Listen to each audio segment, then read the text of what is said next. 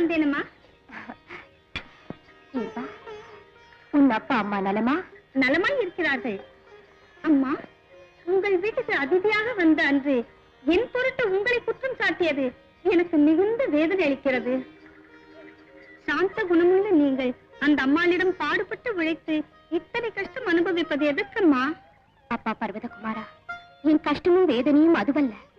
திசை தெரியாமல் போகும் என் வாழ்க்கை படகுக்கு வழிகாட்ட அந்த பரதேவதையை பிரார்த்தனை செய்ய ஆலயத்துக்கு செல்லக்கூட அனுமதி இல்லாமல் வாழ்கிறேன். அதுதானப்பா என் வேதனை. அம்மா, இந்த இயற்கையில் அந்த அகிலாண்டேஸ்வரி இல்லாத இடம் ஏது? பாலகா, அம்மா, சிலையில் தான் நீங்கள் தெய்வத்தை காண முடியும் என்றால் அந்த மகாசக்தியின் வடிவத்தை நான் செய்து தருகிறேன். அப்படியா? நீ செய்து தருவாயா? தருவேன் அம்மா. உழைப்பு என்னுடையது, உருவாக்கும் கை அன்னையுடையது. அம்மா, நீங்கள் இங்கேயே இருங்கள், நான் இப்போதே வருகிறேன்.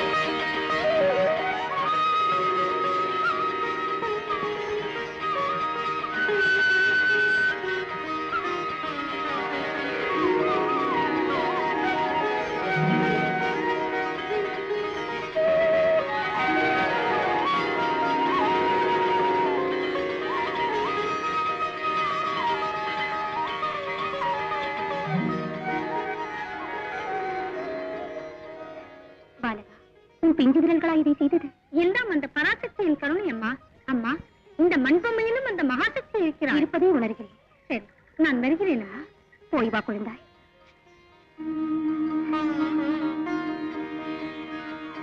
அந்த ஊமை கொட்டா முண்ட விடிஞ்சது விறகெடுக்க போனவதான் ஆளையே காணோம். கட்டையில வச்சு கொளுத்த பாராணி வா. ஏமா, ராஜா வீட்டுல பிறந்தவளா நீ? இப்பதான் வர்றதா? ஓடி தோட்டத்துல போய் வேலை பாரு. சரிம்மா. என்னடி இது கையில பொம்மை? அம்மன் பொம்மை. ஆஹா, வீட்டுல இருக்கிற இந்த அம்மனுக்கே சேவை செஞ்சு உருப்படுத்து போய் காணோம். இன்னும் அந்த அம்மனுக்கு பூஜை செஞ்சு யார மயக்க பாக்குற? இன்னைக்கு உனக்கு தீனி போடுறேன் தண்டோ நினைச்சுட்டு இருக்கேன். இன்னும் அந்த பொம்மைக்கு பூஜை செய்யறதுக்கு பூவு, மஞ்சள், குங்குமம் இதெல்லாம் எங்க இருந்து வரும் நினைச்சுட்டு இருக்கேன். அம்மா, அம்மாவும் இல்ல அம்மா. அம்மா, அந்த பொம்மை போற என்னடி போச்சு? முதல்ல உள்ள போய் வேலை பாரு. போ. ஏன் நினைக்கிறேன்? உள்ள போய் வேலை பாரு. போடி. இந்த பொகரக்கட்டுக்கு பூஜை ஒண்ணுதான் குறைச்சு.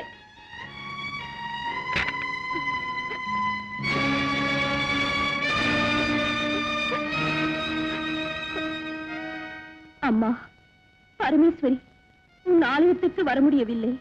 எங்கேயாவது உன்னை பூஜித்துக் கொண்டிருக்கலாம் என்று நினைத்ததற்கு அந்த அதிர்ஷ்டம் கூட எனக்கு இல்லாமல் செய்து விட்டாய் அம்மா. நான் என்ன பாவம் செய்தேன் என்று என்னை இப்படி பரிசோதிக்கிறாய்?